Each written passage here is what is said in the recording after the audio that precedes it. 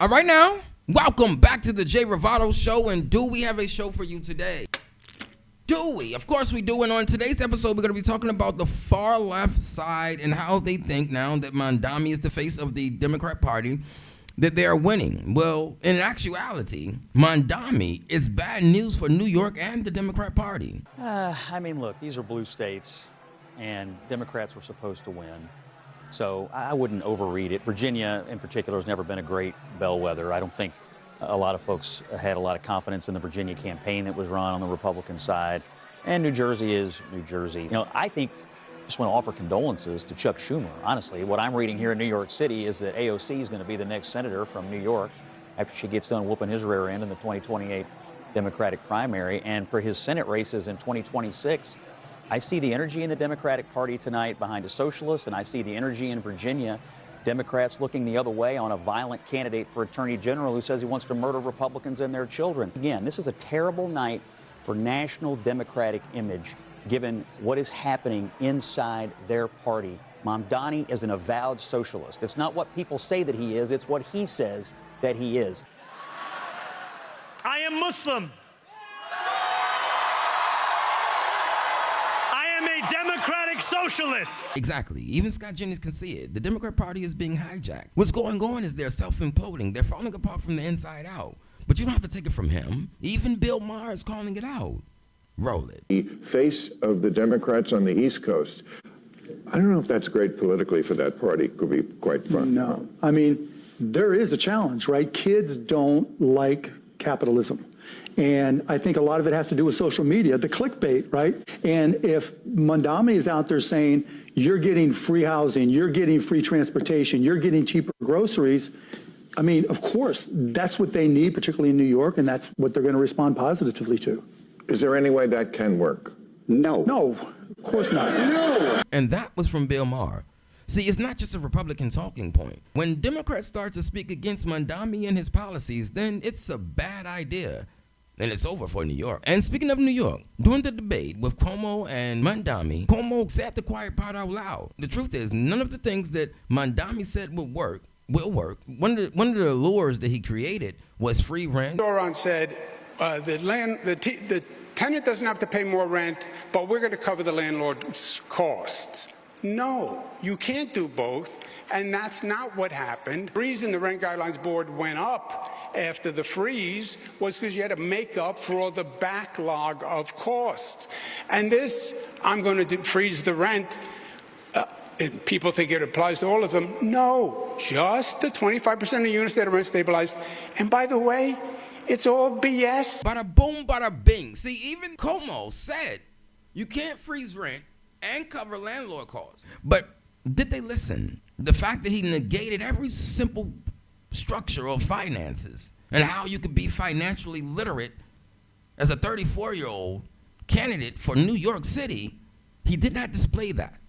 He needs to go back in a cave and discover what it means to be financially fit, or he's going to lead the city astray. Oregon has invested billions of dollars, and one of the key businesses that helped revitalize this one bankrupt city was banking. And the big question tonight is, what sort of relationship will big business, which is at the core of capitalism and at the core of New York City, what will they have with the new Democratic Socialist mayor, Zohran Mamdani? Going to increase investment outside New York. We're not going to make quick decisions about New York, not New York right now.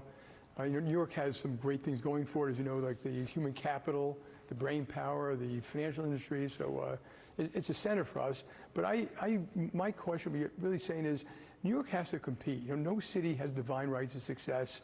There are great cities everywhere. We now have more people in Texas than we have in New York. If I was any mayor of any city, I'd be thinking about, what do I need to do to build a great city to help all of my citizens? And all the things that create good competition. Do you like capitalism?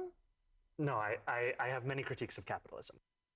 I look forward to meeting with Jamie Dimon and meeting with anyone who is concerned about the future of our city and is invested in the vitality of that same city. I think it is critically important that we start to embody a style of leadership that does not demand agreement across every single issue in order to even have a conversation. Look, I don't know what he means by capitalism, and when I read a lot of people, they say that these flaws are capitalist flaws. They're not.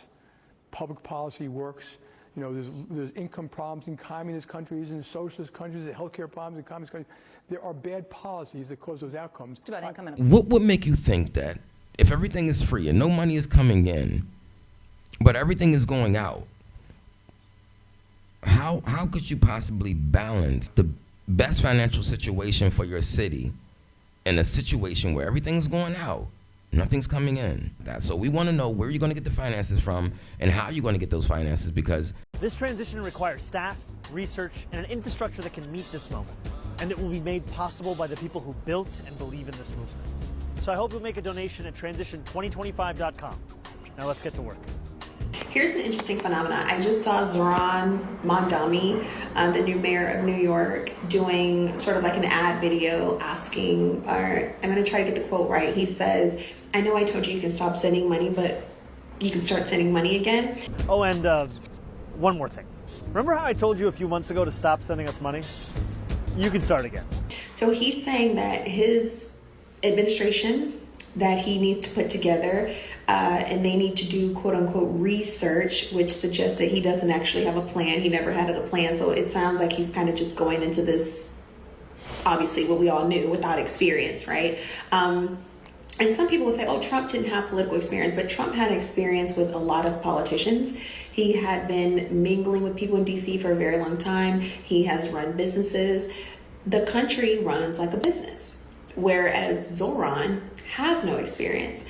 What's interesting to me about this video is that the constant messaging of socialism, which is just the gateway to communism, by the way, they keep saying democratic socialism, and I feel like this is what they do when they take, where it's just semantics, they take a word and they try to make it mean something else to sound like, because they know if they say socialism, people will jump on it. Which camera should I be looking at? This one? Do you want to learn about socialism and communism? At the age of 18, you're just going out there to vote because you're an emotional person right now. You're a teenager still. You're emotional. And when you vote off of emotions and not logic, it ends you up in a place where we were about 4 years ago. Now, I'm going up to my granddaughter's birthday in New York. Then we're going to watch a debate. And then tomorrow I'm doing 9/11. Who am I introducing next? Who's next? Thank you. Welcome to Washington.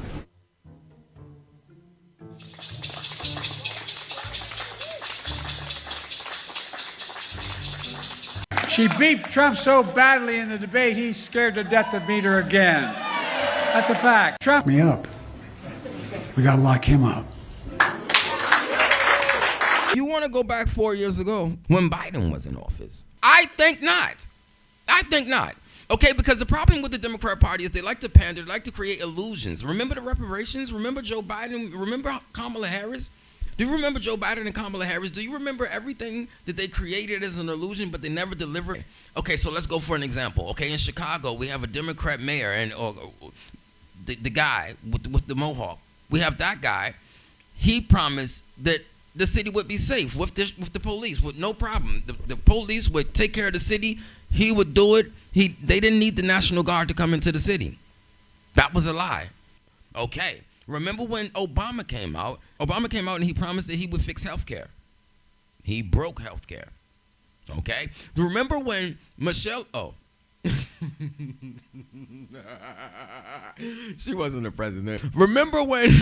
I can't stand Michelle. But anyway, remember when Hillary Clinton came out with the hot sauce in her purse? That was pandering. They are professional pandering artists. And when they do such things and they create the illusion, they can somehow gather a lot of people. They can put a lot of people in that bag and carry them straight to the voter booth. And then they'll vote. But why? Because of the hot sauce in the purse and the free rent and the freezing rent. That he cannot do. He knows he can't do that because what?